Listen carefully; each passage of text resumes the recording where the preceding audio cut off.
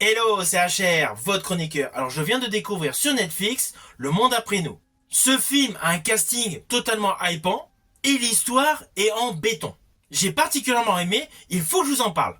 Let's go. On était sur la route pour rentrer chez nous et quelque chose s'est produit. Vous voulez rester ici? Mais pour l'instant, c'est nous qui sommes là. Il faut qu'on les fasse partir.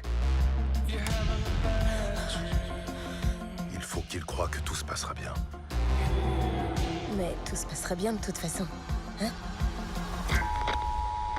Flash spécial. Nous sommes confrontés à une cyberattaque de grande ampleur à travers tout le pays.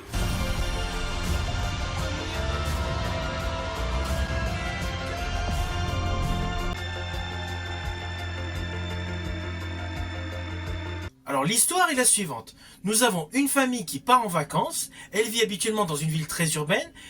La famille a loué une villa isolée. La location s'est fait bien évidemment par le biais d'internet. Une fois arrivé, ils décident d'aller à la plage qui n'est pas si loin.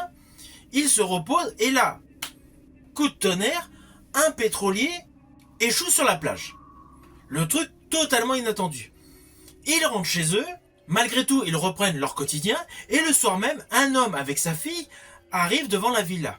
Très rapidement, on comprend qu'il s'agit du propriétaire de la villa avec sa fille et on apprend qu'il y a eu une cyberattaque. Voilà, c'est le postulat de base de ce film. Alors je vous le dis d'entrée de jeu, ce film est prenant. Outre le fait du déroulé de l'histoire, nous avons différents arcs narratifs composés essentiellement par du questionnement. On se demande pourquoi des animaux apparaissent. On se demande quelle est la provenance des flyers rouges avec l'inscription particulière qui sont projetés donc par des hélicoptères ou drones. Toute l'histoire vous tient totalement en haleine. La trame se développe totalement en douceur afin que nous immergions dans ce nouveau monde. Je dirais même qu'il y a une démonstration de sentiments rarement exploités au cinéma. Il y a une place émouvante sur le ressenti des protagonistes. D'ailleurs, au fil des minutes se dégagent des notions d'instabilité et essentiellement de doute. Alors cet indéniable film en termes de moyens s'apparente davantage à un film d'auteur. Les personnages sont convaincants et les lignes de dialogue sont en adéquation avec la sincérité qui transpire dans le jeu des acteurs. Alors du fait d'avoir 4 protagonistes importants dans ce film, nous avons à la base plusieurs arcs narratifs, bien évidemment afin de nous les présenter, afin que l'on perçoit leur ressenti, leur perception du moment et surtout la sensibilité qu'ils peuvent éprouver face à la cyberattaque. On comprend rapidement que face à cette fin du monde potentielle, tout ce petit monde ne réagit pas du tout de la même manière. Avec bien évidemment mis en avant leur façon de raisonner et surtout leur explication potentielle face à cette fin du monde. Alors concernant la réalisation, j'ai particulièrement aimé l'ambiance. Il y a vraiment un côté angoissant, un côté très anxiogène. Et au fil des dialogues, la mise en scène met en avant un constat qui est évident pour l'homme, il ne peut pas se passer de technologie. D'ailleurs, après la vision de ce film, on est obligé de se poser moult réflexions sur des thèmes fondamentaux, comme par exemple la perception de la notion de sécurité pour chacun d'entre nous, l'addiction par rapport à la technologie, par rapport aux écrans, et évidemment notre perception de notre instinct de survie. Alors la réalisation, elle est belle, c'est indéniable. Moi personnellement qui regarde à fond tout ce qui est plan séquence, plan large, plan serré, les modes opératoires d'utilisation de caméra, j'ai particulièrement aimé les effets visuels avec les caméras. Nous partons d'un point rapproché pour petit à petit s'écarter et voir plus loin. J'ai particulièrement aimé, à un moment dans le film, nous sommes à côté de personnages, et d'un plan rapproché, nous nous élevons au-dessus d'eux, et on sort même par le toit de la maison par un petit trou, et on a une vue d'ensemble de tout l'entourage de la villa. Ce plan est particulièrement beau, ce plan est particulièrement innovant en termes de réalisation. La mise en scène est remarquable, et le film va vous tenir en haleine jusqu'à la fin. Alors concernant le jeu des acteurs, j'ai particulièrement aimé une scène très intimiste, elle se déroule le soir, ne vous inquiétez pas, je ne vais pas vous spoiler. C'est un dialogue, une discussion entre Julia Roberts et Mahershala Ali. Il lui raconte des moments de son travail et surtout un monsieur qui l'emploie de temps en temps. La manière dont Mahershala explique à Julia Roberts est dotée d'une intensité qui va vraiment vous faire prendre conscience de la profondeur de ses propos.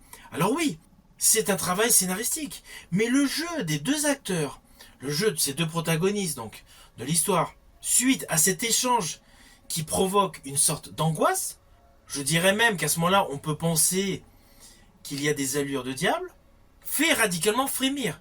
Et cela est essentiellement dû au jeu de ces deux acteurs. Uniquement leur mimique et surtout leur regard, cela amplifie ces lignes de dialogue, ces lignes d'échange. Et juste ce moment intimiste entre Julia Roberts et Mahershala Ali, c'est exceptionnel. Cette scène vaut vraiment le coup d'œil. Outre le fait qu'elle est parfaitement écrite, elle est parfaitement interprétée. Alors oui, le casting. Le casting, c'est un casting de premier choix, c'est indéniable. Nous retrouvons bien évidemment Julia Roberts. Julia Roberts qui est devenue star internationale grâce à Pretty Woman. Give it your gum. All right. I don't believe you did that. You're gonna be spending an obscene amount of money in here.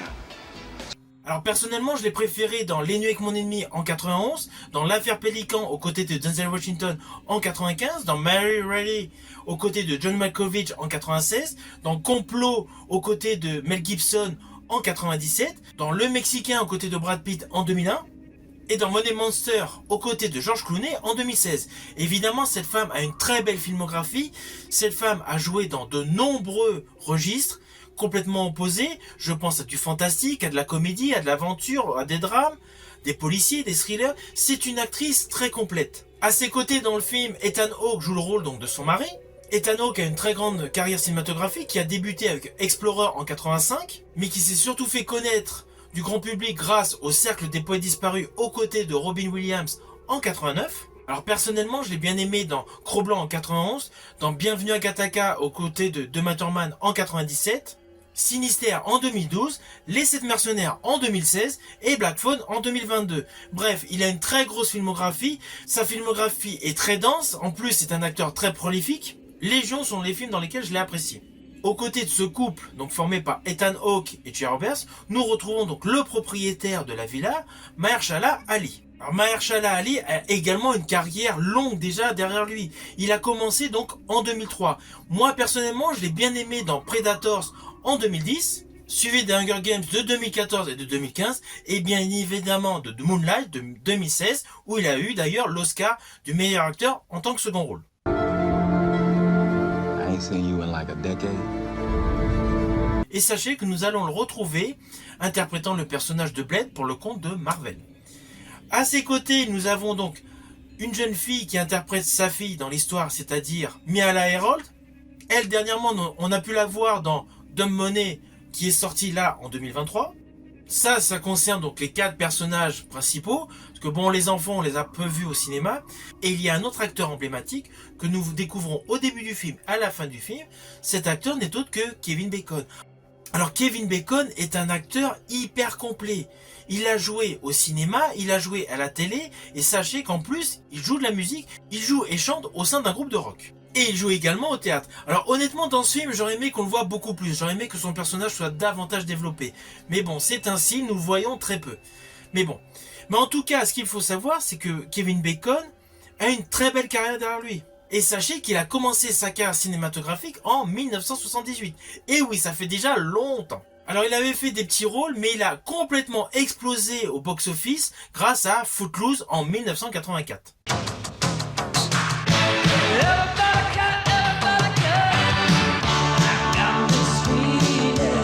Puis au fil des années, il a une carrière très diversifiée. En 90, il a joué dans un film fantastique très mort. Il a joué dans JFK d'Oliver Stone en 91. Sans oublier une série que j'ai particulièrement aimée, The Following. Talk to you.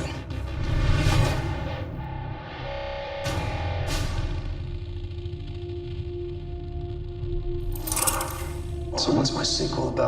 Alors pour la petite histoire, sachez qu'en 1991, Julia Roberts et Kevin Bacon partageaient ensemble l'affiche de Planet Nurse, c'est-à-dire L'expérience interdite, produite par Michael Douglas et réalisée par Joel Schumacher.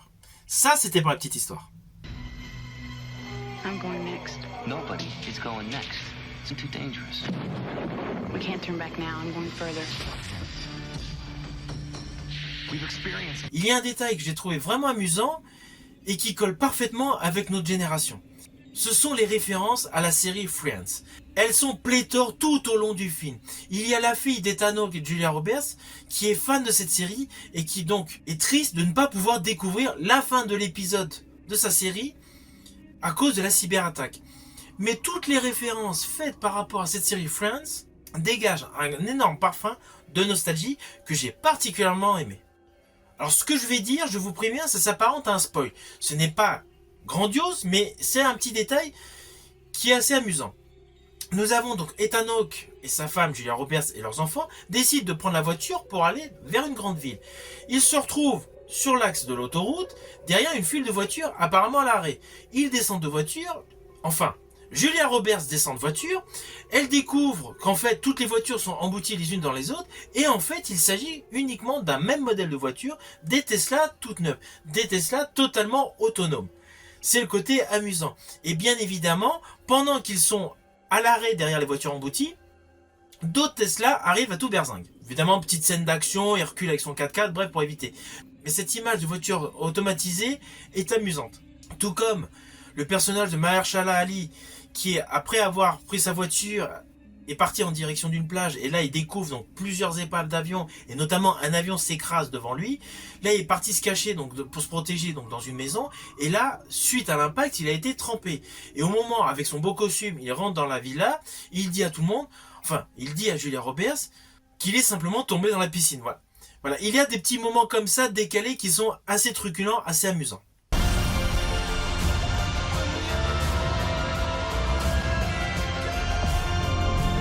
Vous avez toujours pas remarqué ce qui est en train de se passer? Je sais pas ce qui se passe, mais ça nous implique tous. Je veux seulement savoir. C'est quoi la vérité?